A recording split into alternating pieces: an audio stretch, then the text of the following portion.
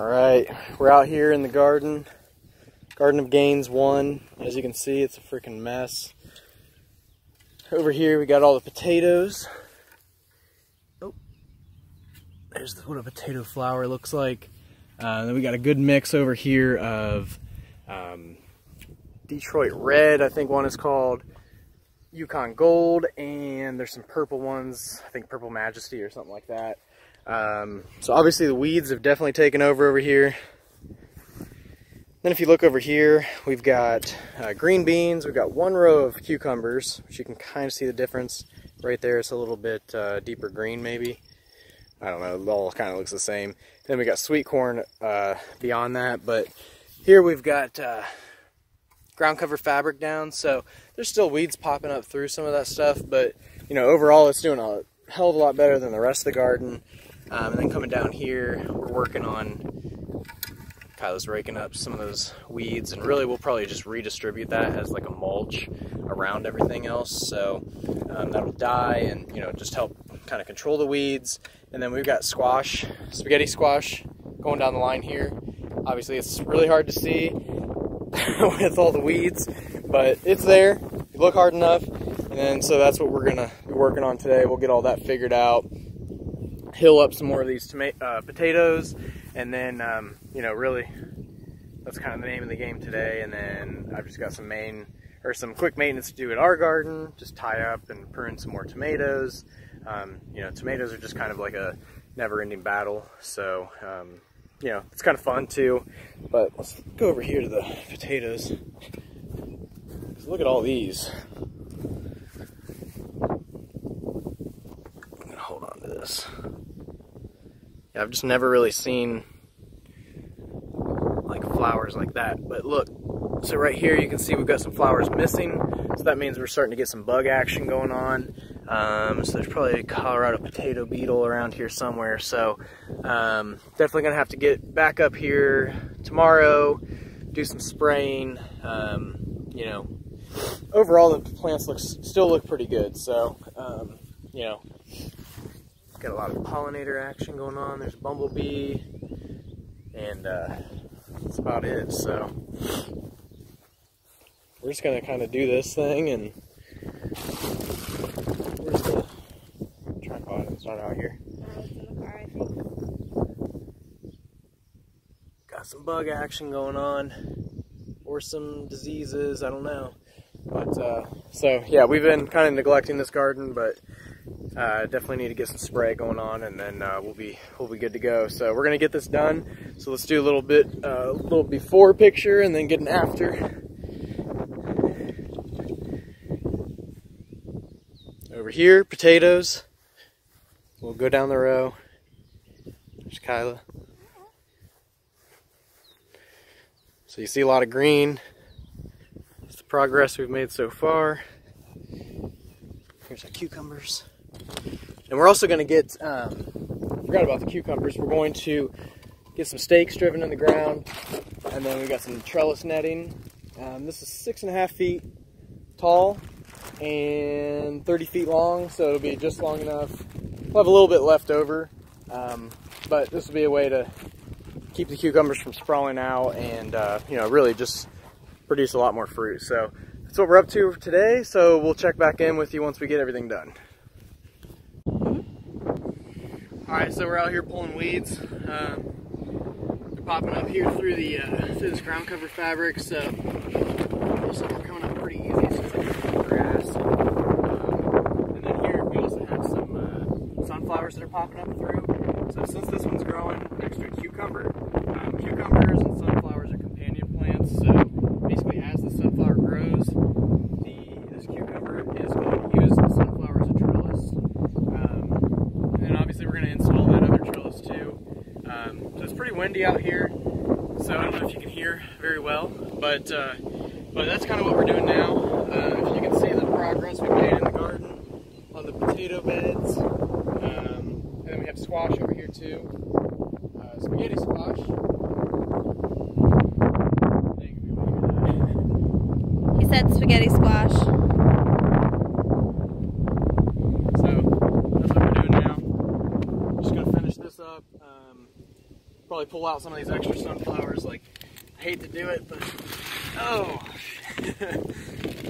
Look at that root system. That's yeah, nice. That's pretty nice, but yeah, I just don't want to, like with the beans, they don't really need anything to trellis onto, so that's just going to take up nutrients. So that's what I'm kind of doing, is just removing anything that's extra.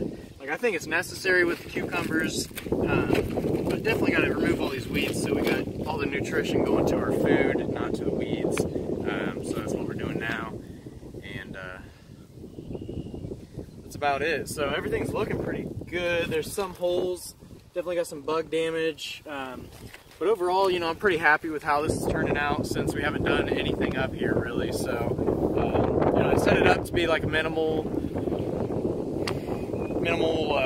maintenance for us. So you know, that's what the weed mat is kind of helping with. But it's hard when you a couple of years ago we put like horse manure and had to put a bunch of soil from another place, so that added on like grass seed and stuff like that. So you know, it's always an uphill battle, and it'll get taken care of over time. But for now, we'll just weed away, and then, you know, that's basically all we're gonna do. So we'll probably meet up with you a little bit later in our garden, but this is what we're doing now. All right, hey, what's up, everybody? We're back out here at the Garden of Gains at my house. Just got back from my parents. Forgot to do a follow-up, kind of show the full progress of everything, because we were a little bit in a hurry at the end. So I was like halfway through weeding, I think.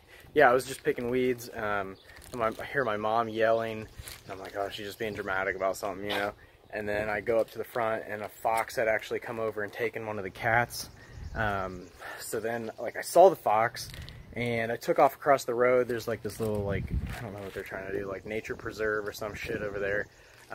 And so this fox is walking down like this trail that they had mowed. So I'm like running after him full speed. It's like the first time I've run and like sprinted full out in like 3 years probably. So it felt pretty good. You know, I didn't tear anything, so I'm good on that end. But like, it was kind of weird. Like, there's like a fox or something running in the bush, you know, right beside me.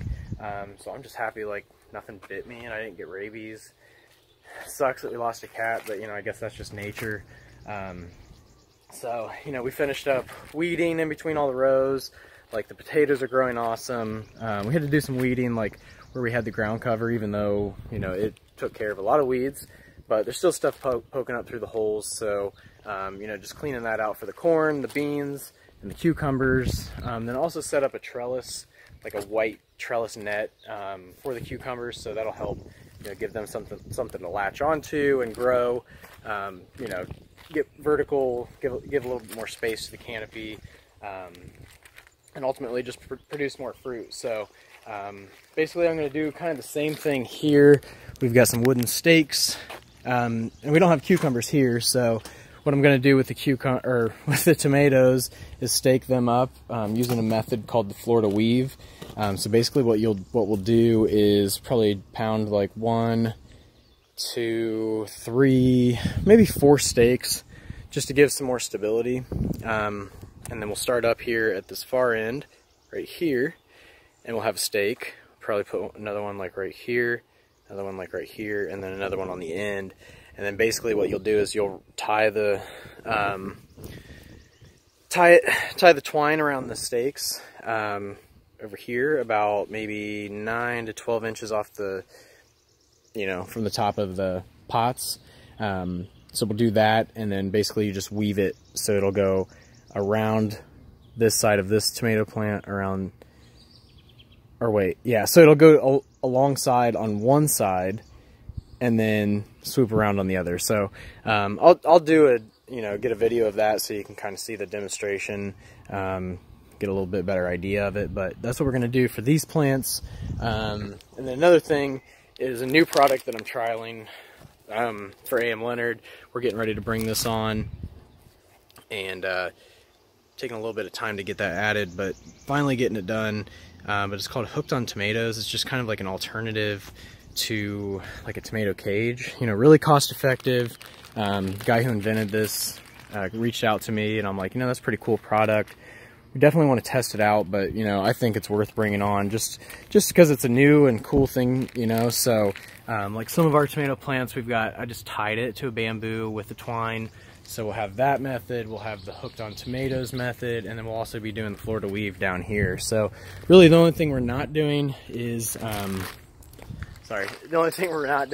tomato cages, and basically they're just kind of too costly. Like I just don't really see the benefit in that, you know, especially for like indeterminate varieties, because it's going to grow, you know, more on a stake. Like if I had Roma tomatoes that are determinate, grow a little bit more bushy, I would definitely have a lot more cages. Because you don't have to worry about pruning, so it's like kind of hard to get in between and all that. So that's what we're working with. So we're just going to show you how to do the Florida weave here, and then head inside since it's about 95 degrees. So dogs are heading for the shade. We got the baby pool set up for them. Basil just wants to drink out of it. She don't know it. She just thinks it's a big water bowl. And then Twiggy. And yes, all these holes in my yard are from these little beasts.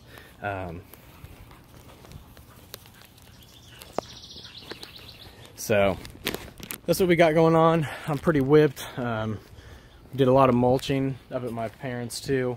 So my mom had this big mulch pile just doing it by herself. So I'm like, well, I'll dive in, and me and Kyla helped out with that. So just been working our asses off. So we're gonna finish it off here, head inside, get in the AC, and you know, kind of chill out for the rest of the day. I'm kind of getting fried up. You know, I can feel my face burning as I'm talking. So we're going to show you the weave method, and then head inside from there. Alright, so the stakes are in the ground, so it looks like it's break time since they broke into the house here. So going to take a little breather, get some water. But basically we've got 1, 2, 3, 4, 5 different stakes in there. We've got 1, 2, 3, 4, 5, 6, 7, 8, 9 fabric pots with tomatoes in them. One on the end here is a 5-gallon bucket. The rest are root maker. And then this black one, I don't even know. It's either a Smart Pot or some other like generic brand that I might have picked up at the National Hardware Show. But either way, it's grown pretty good for just being a 3-gallon. These other guys are either 5 or 7. And as you can see, they're a lot taller than like the root pouches. Plus I got root pouches that were, you know, a 10-gallon, so they're a little bit more, you know, not squat, but just more like even. So it's not like these guys with the deep roots. But I kind of like the root makers a lot, you know, especially the plant development I'm seeing. I think that really the only difference is that these 10 gallons are just getting a lot steadier root system, and you know, so I don't know, I guess we'll see. You know, we still have a lot of time, and plus the ones in the root pouches have been staked up as well.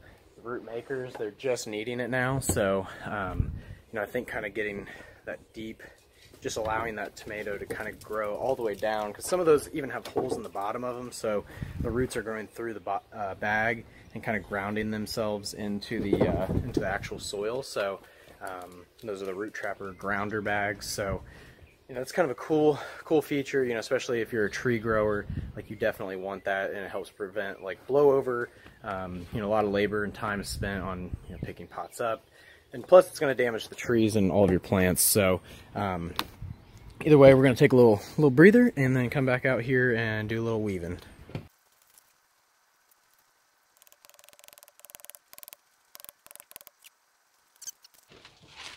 All right, so not sure if you can see me or not. It's a little packed in here. So basically what we're doing, I've got stakes driven in 1, 2, 3. So pretty much right, you know, at the ends, and then one in the middle, and that should be fine. And I've decided to actually go ahead and do the Florida weave on the peppers as well, which I think it should work out fine. I've never tried it, but I think I'm sure it can be done. So you know, I'm just going to finish that up. Basically what we're going to do is going to start down here, tie the twine, and then do a weave. So we'll go under, like inside, outside, all the way down, you know, pull the slack once we get to the stakes, and then we'll come back and go on the other side. So it'll basically be securing from both sides, you know, suspending the plants. These stakes are driven in the ground at least about a foot, so They'll have a good anchor system too.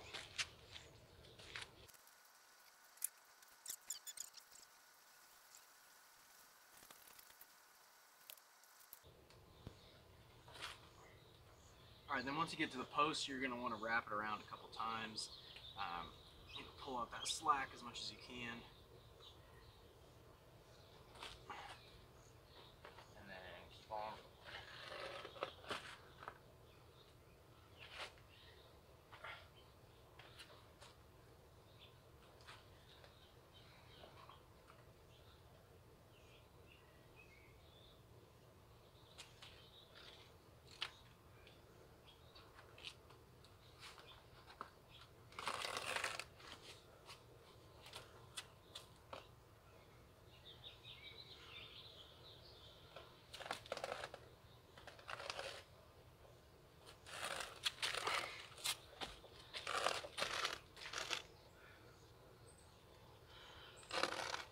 All right, and it's not going to reach like every plant. You know, they're not tall enough yet, but definitely getting close. All right, and then we'll just pull the slack out. Tie it around a couple times.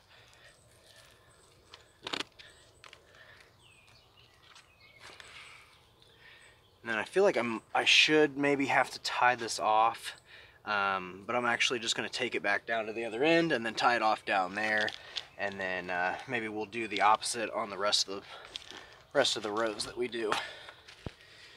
So we're going to come back down on the outside of this one, and then inside of this one, and then this will help balance it out so you don't have the plants leaning over like this. So you can see that's hopefully not going to strangle them. This will be a little gentle on the way down.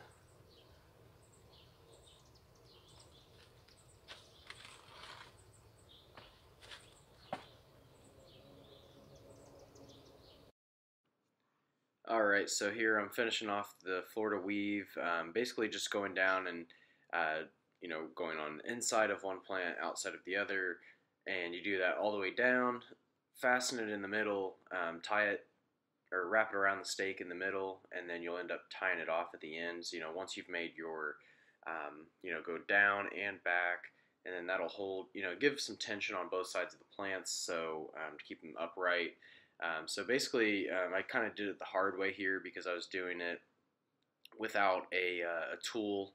A lot of people put like a PVC pipe or put the twine through PVC pipe, and then that way you don't have to bend down and like deal with all that string and stuff. So definitely going to do that next time around, and also try to get a little bit better video. We've still got another section of the garden that we can do some trellising, so that's kind of my next step in the game so that we can show that a little bit more clearly. We're a little bit limited here. I was just filming this by myself.